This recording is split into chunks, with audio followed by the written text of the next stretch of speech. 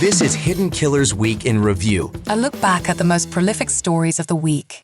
Welcome to the podcast. If you'd like to listen to an ad-free version of this episode and all of our episodes, then search True Crime Today Premium Plus on Apple Podcasts and press subscribe. That's our premium channel where all of our ad-free and advanced episodes live, all in one place. True Crime Today Premium Plus. Search it on Apple Podcasts and press subscribe. Even try it for 3 days free. You never really know someone until you find out what they've buried. Welcome to Hidden Killers with Tony Brueski, featuring retired FBI Special Agent Jennifer Coffindaffer. Let's take a look at one of those clips from the interview with Jen Soto and the investigators. Stefan needs a lawyer. Who the fuck cares if we think he killed her? I don't know why I said. But that's the problem. You don't know why. So the reaction in your mind is you are continuously protecting this guy. So why do I sit here and believe that you don't? Because right now you know Stefan killed her. You know Stefan's been murdered. You know without her body, can he be charged with murder? I don't know. Exactly. So you don't know what we can do. Do I think we can charge him with murder? It's not up to me. Should he be charged with murder? Yes. Please. Does your role in her life lead this to happen? I'll be honest. Yes. I know. Since she was a child, since her victimization started, it occurred under your roof and you acted like it didn't exist. And knowing the victimization, knowing how ongoing it is, knowing that you saw a picture of it, not just us telling you, not me and him saying, hey, listen, he's being I think they had a bad relationship. They showed you a fucking picture of it. And you still protected him. So how am I supposed to not think that the thought process in your mind is until she's found, Stefan can't be charged with murder? Because we both now know that you don't want him to be charged with murder because you want him to have a lawyer. No, I don't. That was the blowjob. That was then. He can't be charged with murder. That was then. Everything that you guys have shown me since then and have shown me that he's So we had to show you a picture time. of her dead in the car for you to finally not take his side? Enough? Do you not see where I'm coming from? Like, I'm not trying to be here, but it makes absolutely no sense that you were is Stefan. I don't know. It's almost like throwing water on the Wicked Witch is kind of what it feels like, where she feels suddenly emotion and then she gaps it back up and then she's like, okay again. I believe she's feeling real raw emotion, but I don't know if it's because her daughter's dead or because Stefan's been charged or she found out about the horrible things that he was doing or that all of her sticking her head in the sand and letting this stuff happen has caught up to her. And now she could possibly face the wrath for that. Yeah, I go with option D. I think she's truly worried about that she could face the wrath. Yeah. And I have to say, the interrogation done by this officer, I thought was A+.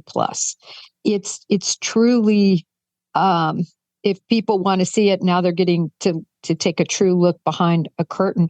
That's a good interrogator. Yeah. He starts out very early. He builds rapport. He lays all the stages, but he lets her know this is her chance to come forward and help, because remember, this was before there was a body. And I think he probably truly believed that she might know where the body was.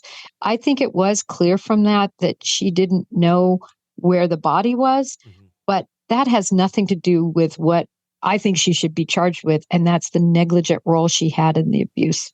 Right now, in that interview, she has a specific type of immunity where she can say anything and nothing's going to be held against her. If new evidence comes up in this, she could still be charged. Why does she have immunity in something like this for someone who really is very responsible for? She is mom. She is the only person truly responsible for her daughter. Why is she getting immunity in these interrogations? Well, I think that the point that they offered this to her, it was because they were truly trying to find Maddie and make sure they could make this murder charge. Because even though the bravado you hear in the words of that investigator, the bottom line is, I don't know if a prosecutor certainly at that point would have been able to make the charge. It was way too early to make a charge of murder, and they were trying to get there. So, but it is very limited, Tony. And what they did a nice job of doing was sort of staying away from those questions regarding her neglect. And I think that was very purposeful. In other words, they didn't have them go really day by day and the build up and, when did you first start? They did a good job of, I think, staying away from this neglect charge that they could ultimately still charge her with. I'll be surprised if they don't, because they don't really need anything she said to make the case. Sure.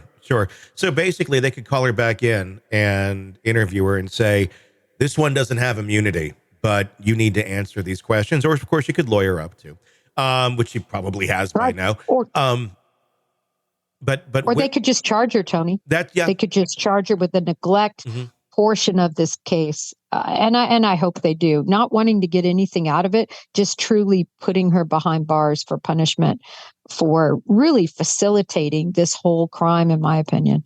Yeah. I mean, it makes you, wonder to think if she does stay out. I mean, look, she clearly is not a healthy human being. She clearly put her head in the sand enough, or the worst, enabled her boyfriend to abuse her daughter. She's a danger to society. God knows what else and who else's life she can destroy out on the streets or out in life, just with her toxic way of thinking. It's so true. And really, quite frankly, I don't know if they've answered all of the questions regarding her complicity. And I think they're still researching that and trying to figure out what they could possibly charge her with. Yeah. But is she a danger to the community? Well, she would be a danger, in my opinion, to any child that were in her care. I would say not in the sense of like a murderer in the community. I think more long-term of this, where relationships she forages, whatever she does in life, she will be the destructive force in all of that and will ruin other lives. And someone could someday look back and go, well, why wasn't she locked up? Look how complicit she was in this. Look at how what of a participant she was in this. I do hope they find a way to lock her up, because this is, I'm shocked already that she has not been. Are you surprised that she's not been arrested and charged yet? I really am. But I do understand too, you truly get one bite at the apple, and they need to have all their ducks in a row. And again, you're going to want a prosecutor that is willing to prosecute based on a beyond a reasonable doubt situation. I know everybody says, they just need a probable cause in their criminal complaint or in the indictment. That is really a misnomer. The fact is, a prosecutor wants to believe there is reasonable doubt, or he's not going to move forward. That's the standard that a prosecutor has, even though that's not the standard of law for a criminal complaint, for an arrest affidavit. In a world where the darkest secrets lie just beneath the surface. They said it was an accident, but the evidence says otherwise. Where hidden killers roam unnoticed in the shadows. I think you would definitely be looking at a blend of toxic, very bad narcissistic personality traits, and they will be vengeful and possibly resort to violence. Join Tony Brueski as he uncovers the truth behind the most chilling cases. They said it was an accident, but the evidence clearly says otherwise. Each episode, we dig deep into the minds of those who commit the unthinkable. To your point on narcissism, he thinks in his own mind how witty he is. Yeah. But he lost that jury. I was done with him in 2 minutes. From unsolved mysteries to infamous crimes. Geez, you've just talked about how you've taught yourself how to do everything under the sun. I bet you did a YouTube video, how to best kill somebody with a knife. Hidden Killers with Tony Brueski takes you where few dare to go. How does someone with such a dark secret go unnoticed for so long? With multiple new episodes every single day. We're not just telling stories, we're seeking justice. Listen now on Apple Podcasts or wherever you get your podcasts. Just search for Hidden Killers with Tony Brueski.